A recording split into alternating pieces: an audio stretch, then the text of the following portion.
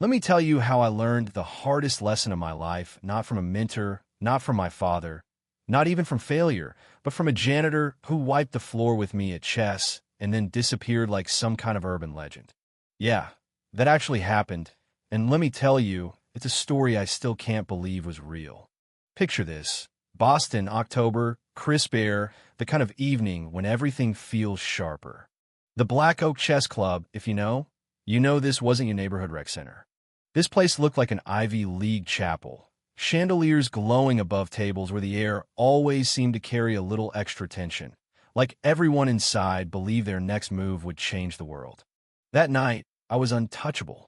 Nathan Carter, 8-time club champion, son of a tech billionaire people, came to see me win and left wondering why they even tried. My matches were clinical, fast, not a single wasted move. I was halfway through humiliating my latest opponent when she walked in, not a member, not a guest, but Emily Brooks, the janitor, dragging her cart right across the polished marble. She looked tired, not defeated, just done. Faded blue uniform, battered sneakers, hair in a messy ponytail, face set like someone who'd seen too much but was still standing. She was supposed to come in after midnight, when all the intellectuals had gone home, but here she was, moving through that room like she belonged. Vivian at the desk tried to shoo her away, sharp voice cutting through the soft jazz. But Emily didn't flinch, didn't even answer, just stared at my chessboard like she was reading my mind. I remember thinking, this is a joke, right? So I tossed her a line, "You play?" And when she nodded so calm, so sure I couldn't help myself. "Care for a game?" "Just for fun." The old guard at the club snickered. She said, "Black's fine," and sat down, smooth as you please. Let me tell you, I thought I was playing charity, just another bored rich guy letting the help have her 5 minutes. For the first 5 moves, I set all my usual traps, try to break her concentration, but by move 10, something in the room shifted. She wasn't reacting, she was controlling, steering, every piece moving with a kind of memory, not calculation. By move 15, I felt sweat on my brow for the first time in years. By move 26, she cornered my king with a checkmate so clean it made the room go silent. And all she did was nod, quietly, as if nothing had happened, thanked me for the game, and pushed her card down the hall, out of the light back into the shadows. The silence was thick. I could feel everyone watching me, waiting for my reaction, but honestly, I was still trying to understand what just happened. Who the hell was Emily Brooks? I searched for her online, nothing. No tournament records, no club memberships, no digital footprint at all. Either she'd never played competitively, or she'd erased herself so well I couldn't even find a trace. That drove me crazy. And yeah, at first it was pride, wanting a rematch, but the more I thought about her, the more I realized it wasn't just about the loss. There was something in the way she saw through me, as if she knew the game I was playing, not just on the board, but in life. 3 days later, rain coming down in sheets, I found myself wandering the city, restless, ending up by pure chance at an old stone alcove off Tremont Street. That's where I saw her again, not in uniform, but a threadbare green jacket, teaching chess to a homeless vet under a flickering streetlight. She wasn't showing off, wasn't looking for applause, just helping the guy survive another night, giving him something to focus on besides the cold. When she noticed me, she grinned, remembering our 20-minute game. The crowd nudged me into a rematch, and suddenly I was playing not as Nathan Carter, club legend, but as some regular guy under a dripping arch, just another soul hoping to win back a little dignity. We played 2, 3 games, and the truth, I didn't win, but I didn't care. She explained her moves, taught me things I'd never learned in 100 fancy tournaments. After the crowd faded, we walked in silence toward her apartment. She told me about her past, how she dropped out of the chess circuit at 15 when her mother got sick, how she chose family over fame, how she never regretted it.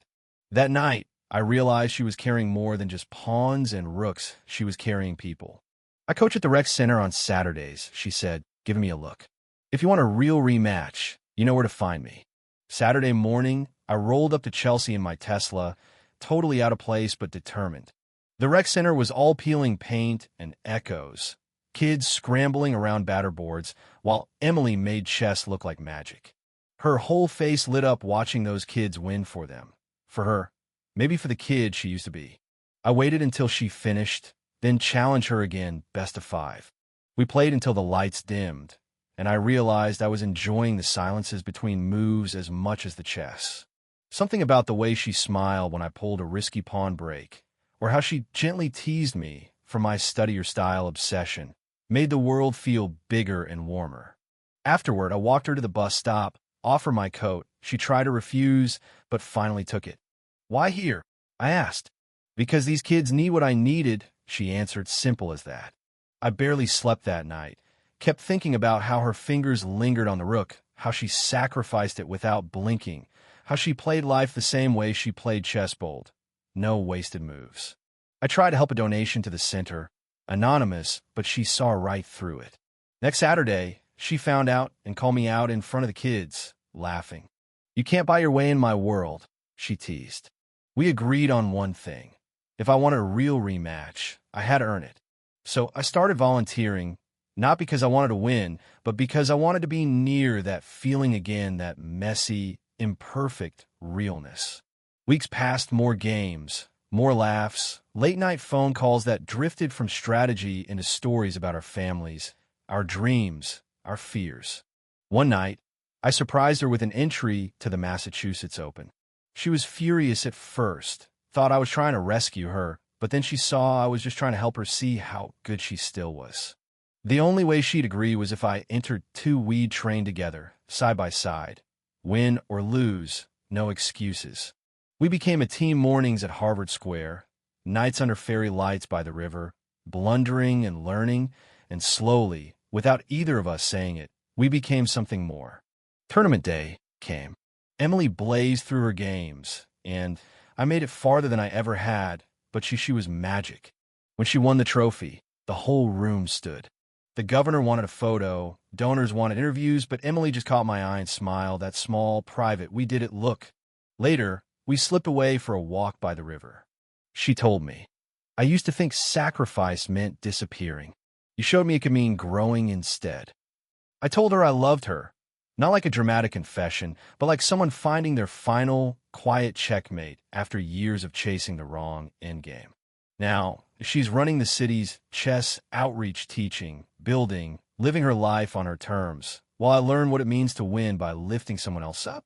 So let me ask you, would you risk your comfort zone, your reputation, for someone who might just save you from yourself? Did you see that last move coming? Or did it take you by surprise? Drop a 100 in the comments if you felt that twist. Tell us where you're watching from. And share this story if you believe one game can rewrite every rule you thought you knew.